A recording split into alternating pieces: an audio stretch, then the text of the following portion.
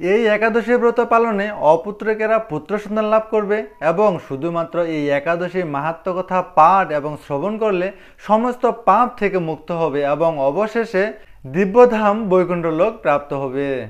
হরে কৃষ্ণ। আজকে আমি আলোচনা করব শ্রাবণ মাসের শুক্লপক্ষের এবারের একাদশীর নাম কি এবং এই একাদশী আমরা কেন পালন করব এবং এই একাদশীর মাহাত্ম্য কথা পাঠ এবং শ্রবণ করলে কি ফল লাভ হয়।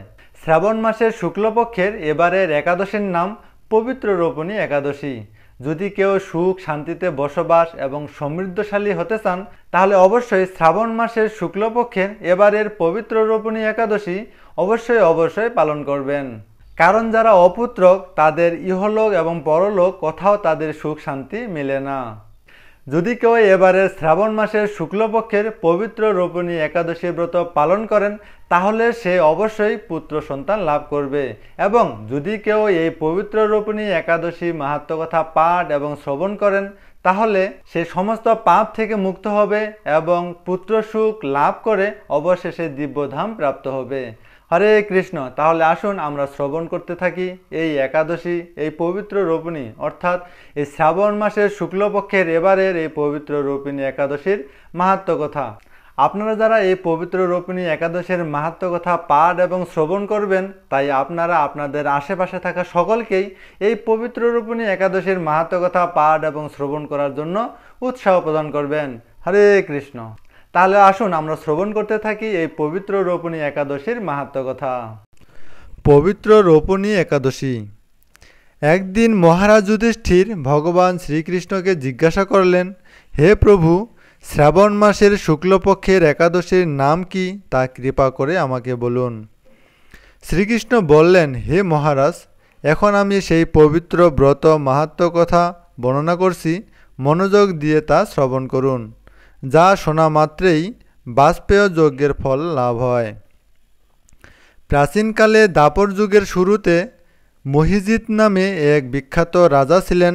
তিনি মহিষ্মতি নগরে রাজত্ব করতেন, কিন্তু দুঃখের বিষয় এই যে তার মনে বিন্দুমাত্র সুখ শান্তি ছিল না, কেননা তিনি ছিলেন অপুত্রক। পুত্রহীনের ইহলোক পরলোক কোথাও সুখ হয় না। এইরূপ চিন্তা করতে করতে বহুদিন কেটে গেল, কিন্তু তবুও পুত্র মুখ দর্শনে রাজা বঞ্চিতই রইলেন। নিজেকে অত্যন্ত দুর্ভাগা মনে করে রাজা চিন্তাগ্রস্ত হলেন। প্রজাদের সামনে গিয়ে বলতে লাগলেন, হে প্রজাবৃন্দ, তোমরা শোনো, আমি এই জন্মে তো কোনো পাপ কাজ করিনি, অন্যায়ভাবে আমার রাজকোষ বৃদ্ধি করিনি, ব্রাহ্মণ বা দেবতাদের সম্পদ কখনো গ্রহণ করিনি, উপরন্তু প্রজাদেরকে পুত্রের মতো পালন করেছি, ধর্ম অনুযায়ী পৃথিবী শাসন করেছি, দুষ্টদের যথানুরূপ দণ্ড দিয়েছি, সজ্জন ব্যক্তিদের যথাযোগ্য সম্মান করতেও কখনো অবহেলা করিনি।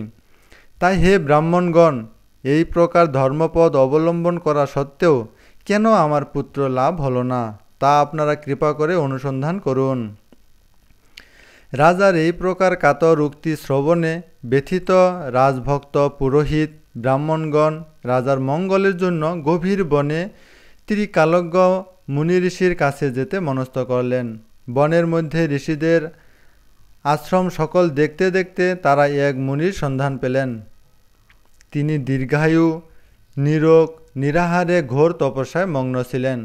সর্বশাস্ত্র বিশারদ, ধর্মতত্ত্বজ্ঞ ও ত্রিকালজ্ঞ সেই মহামুনি লোমশ নামে পরিচিত।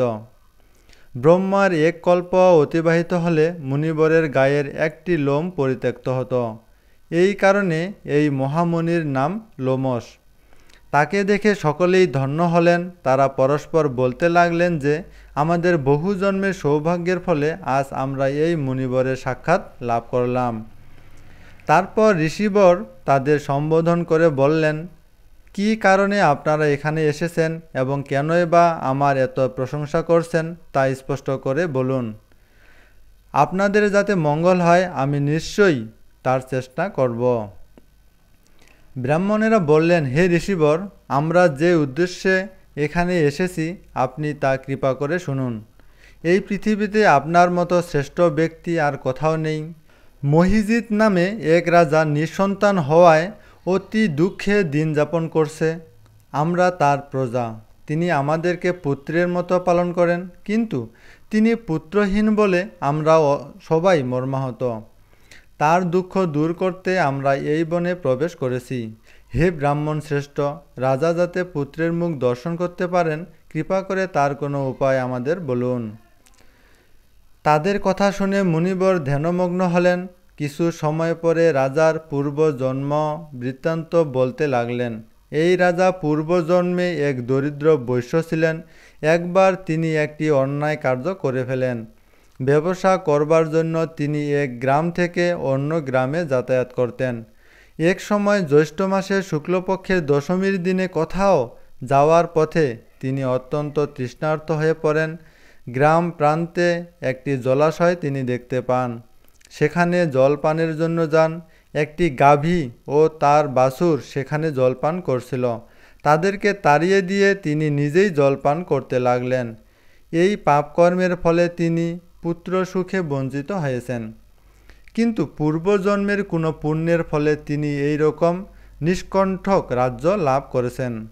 হে মুনিবর, শাস্ত্রে আছে যে পুণ্য দ্বারা পাপ ক্ষয় হয়। তাই আপনি এমন একটি পুণ্যব্রতের উপদেশ করুন যাতে তার প্রারব্ধ পাপ দূর হয় এবং আপনার অনুগ্রহে তিনি পুত্র সন্তান লাভ করতে পারেন।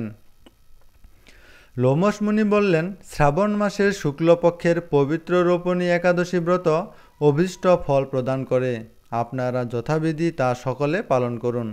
লোমশ মুনির উপদেশ শুনে আনন্দ চিত্তে গৃহে প্রত্যাবর্তন করে তারা রাজাকে সে সকল কথা জানালেন।